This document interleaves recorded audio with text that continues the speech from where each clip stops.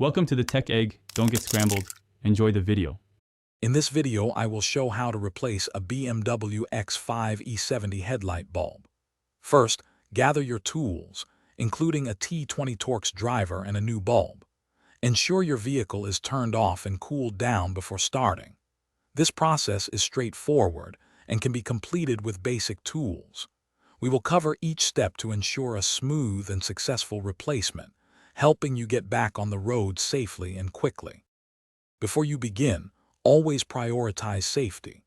Park your BMW X5 E70 on a flat, stable surface and ensure the engine is completely off. It's crucial to disconnect the negative terminal of your car's battery to prevent electrical shorts. Wearing protective gloves and safety glasses is also highly recommended to protect your hands and eyes from any potential hazards during the replacement process. Now, let's access the headlight bulb. Turn your front wheel inward to create more space. You'll need to remove several T20 Torx screws securing the wheel well liner. Carefully pull back the liner to reveal the headlight assembly. Look for a small access panel cover on the back of the headlight unit. This cover is typically held in place by two more T20 Torx screws, which you will need to remove. With the access panel open, you can now replace the bulb.